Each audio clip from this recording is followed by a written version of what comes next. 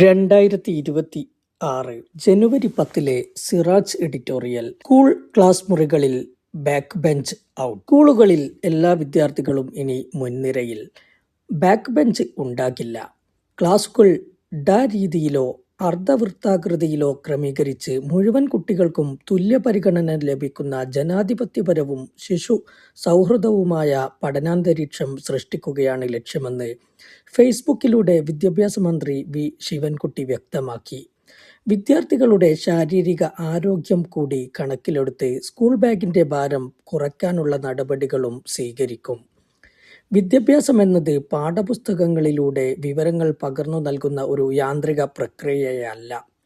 കുട്ടികളിൽ ചിന്താശേഷിയും ആത്മവിശ്വാസവും സാമൂഹിക ബോധവും വളർത്തുന്ന മനുഷ്യനിർമ്മാണ പ്രക്രിയ കൂടിയാണ്. അഥവാ അങ്ങനെ ആയിരിക്കണം. നമ്മുടെ ക്ലാസ് മുറികളുടെ ഘടന ഇതിന് അനുയോജ്യമല്ല. മുന്നിലും പിന്നിലുമായി വരിവരിയായി ബെഞ്ചുകളിട്ട് സജ്ജീകരിച്ച ഇരിപ്പിടങ്ങളാണ് നിലവിലുള്ളത്. മുൻബെഞ്ച്, പിൻബെഞ്ച് എന്ന വേർതിരിവ് വിദ്യാർത്ഥികളിൽ മാനസിക പ്രശ്നങ്ങൾ സൃഷ്ടിക്കുന്നതായി വിലയിരുത്തപ്പെടുന്നു. മുൻബെഞ്ചിലുള്ളവർ പഠനത്തിൽ മികവുള്ളവരും പിൻബെഞ്ചുകാർ പഠന നിലവാരം കുറഞ്ഞവരും വികൃതികളും എന്നൊരു കാഴ്ചപ്പാട് നിലനിൽക്കുന്നുണ്ട് സമൂഹത്തിൽ. മുൻകാലത്ത് പഠന നിലവാരം അനുസരിച്ചായിരുന്നു അധ്യാപകർ കുട്ടികളെ ഇരുത്തിയിരുന്നത്. പിന്നീട് ഈ ക്രമീകരണത്തിൽ മാറ്റം വരികയും മിക്കയിടത്തും കുട്ടികളുടെ ഉയരക്രമമനുസരിച്ച് ബെഞ്ച് തീരുമാനിക്കുന്ന സ്ഥിതി വരികയും ചെയ്തെങ്കിലും ബാക്ക് ബെഞ്ചിലിരിക്കുന്നവർ തരികിടകളും പഠനത്തിൽ പിന്നാക്കക്കാരുമാണെന്ന മുൻധാരണയ്ക്ക് ഇപ്പോഴും വലിയ മാറ്റം വന്നിട്ടില്ല. ഇത് പിൻബെഞ്ചുകളിൽ ഇരിക്കുന്ന വിദ്യാർത്ഥികളുടെ ആത്മവിശ്വാസത്തെയും പഠന തൽപരതയെയും ബാധിക്കുന്നു. ബാക്ക് ബെഞ്ചുകാരൻ എന്ന പദം തന്നെ വിദ്യാഭ്യാസ സംസ്കാരത്തിലെ ഒരു പരാജയ സൂചനയായാണ് ഗണിക്കപ്പെടുന്നത്. മുൻബെഞ്ച് പിൻബെഞ്ച് സിസ്റ്റം ഇല്ലാതാക്കി യു ആകൃതിയിലുള്ള ക്ലാസ് സംവിധാനം ഇതിന് സഹായകമാകുമെന്നാണ് പ്രതീക്ഷിക്കപ്പെടുന്നത്. ക്ലാസുകൾ ശാസ്ത്രീയ രീതിയിൽ സജ്ജീകരിക്കുന്നത് സംബന്ധിച്ച് പഠിക്കാൻ സർക്കാർ വിദഗ്ധ സമിതിയെ നിയോഗിച്ചിരുന്നു. ഈ സമിതിയുടെ നിർദ്ദേശമാണ് യു-ഷേപ്പ് മാതൃക. അധ്യാപകൻ പറയുന്നത് കുട്ടികൾ കേട്ടുപഠിക്കുന്ന ഏകപക്ഷീയമായ പ്രക്രിയയല്ല ആധുനിക വിദ്യാഭ്യാസം. ആശയവിനിമയത്തിലൂടെയും ചർച്ചകളിലൂടെയും നടക്കേണ്ട പ്രക്രിയയാണ്. നിലവിലുള്ള ക്ലാസ് റൂം സജ്ജീകരണം ഇതിന് സഹായകമല്ല. പിൻബെഞ്ചിലിരിക്കുന്ന കുട്ടികൾക്ക് അധ്യാപകരുമായി സംവദിക്കാനുള്ള അവസരവും കുറവായിരിക്കും.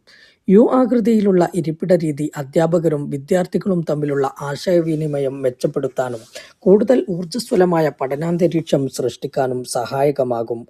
അധ്യാപകൻ ക്ലാസ് എടുക്കുകയും എന്തെങ്കിലും വിഷയത്തെക്കുറിച്ച് സംസാരിക്കുകയും ചെയ്യുമ്പോൾ വിദ്യാർത്ഥികൾക്ക് സംശയം ചോദിക്കാനും ഗ്രൂപ്പ് ചർച്ചകളിൽ ഏർപ്പെടാനും ഇത് സൗകര്യം നൽകുന്നു.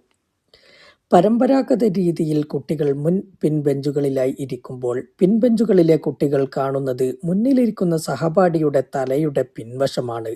മാത്രമല്ല, യു-ഷേപ്പ് രീതിയിൽ എല്ലാവർക്കും പരസ്പരം മുഖത്തോട് മുഖം കാണാനും സംസാരിക്കാനും സാധിക്കും. പരമ്പരാഗത രീതിയിൽ കുട്ടികൾ കേവല ശ്രോതാക്കൾ മാത്രമാണ്. യു-ഷേപ്പ് രീതിയിൽ അവർ എല്ലാറ്റിലും സജീവ പങ്കാളികളായി മാറുന്നു. ഇത് കുട്ടികളുടെ ആശയവിനിമയ ശേഷിയും വിശകലന ബുദ്ധിയും വർദ്ധിപ്പിക്കാനിടയാക്കുമെന്നാണ് മനഃശാസ്ത്ര വിദഗ്ധ പക്ഷം. ഒരു ക്ലാസ്സിലെ എല്ലാ വിദ്യാർത്ഥികളും പരിഗണിക്കപ്പെടുന്നുവെന്ന തോന്നൽ ഉണ്ടായാൽ മാത്രമേ സ്കൂൾ വിദ്യാഭ്യാസ സംവിധാനം പൂർണ്ണമാകൂ. ഫിൻലാൻഡ്, സിംഗപ്പൂർ, കാനഡ തുടങ്ങി പല വിദേശ രാജ്യങ്ങളിലും നിരനിരയായി കുട്ടികളെ ഇരുത്തുന്ന സമ്പ്രദായം ഒഴിവാക്കി യു-ഷേപ്പ് രീതിയിലേക്കോ അർദ്ധവൃത്താകൃതിയിലേക്കോ മാറിയിട്ട് പതിറ്റാണ്ടുകളായി.